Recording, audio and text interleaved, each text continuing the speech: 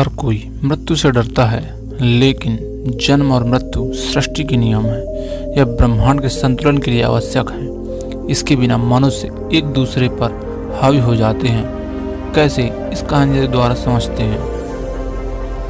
एक बार एक राजा एक संत के पास गया, जो राज्य के बाहर एक पेड़ के नीचे बैठे थे।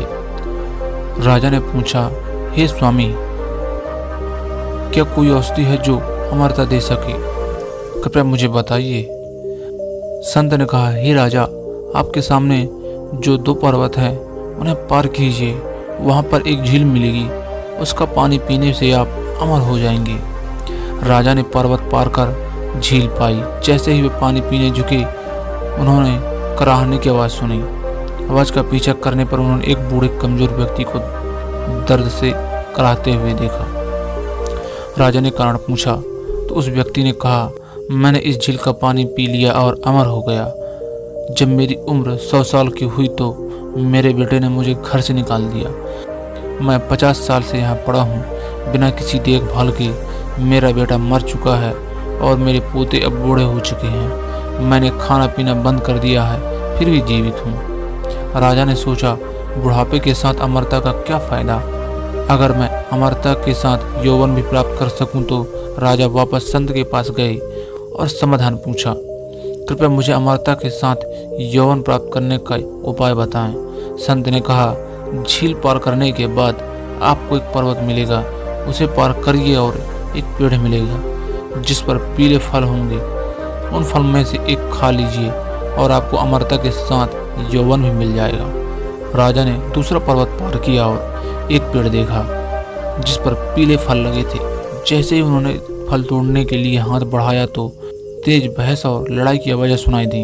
उन्होंने सोचा, इस सुनसान जगह में कौन झगड़ सकता है? राजा ने 4 जवान आदमियों को ऊंची आवाज़ में झगड़ते हुए देखा। राजा ने पूछा, तुम लोग क्यों झगड़ रहे हो?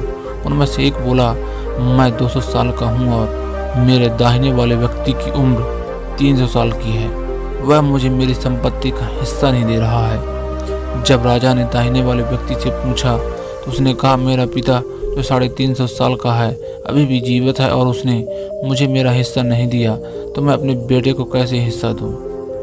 इस आदमी ने अपने 400 साल के पिता की ओर इशारा किया। इन्होंने भी वही शिकायत की। उन्होंने राजा से कहा कि संपत्ति के इस अंतहीन झगड़े की वजह से गांव वाले उन्हें गांव से निकाल दिया है। राजा हैरान होकर संत के पास लौटे और बोले, धन्यवाद, आपने मुझे मृत्यु का महत्व समझाया। संत ने कहा, मृत्यु के कारण ही इस संसार में प्रेम है। मृत्यु के बारे में चिंता करने के बजाय हर दिन हर पल खुशी से जियो, खुद को बदलो, दुनिया बदल जाएगी।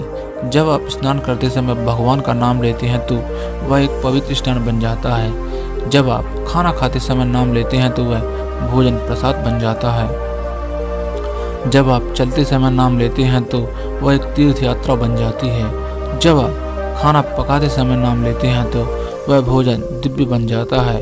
और जब आप सोने से पहले नाम लेते हैं तो आप ध्यान में नींद बन जाती है।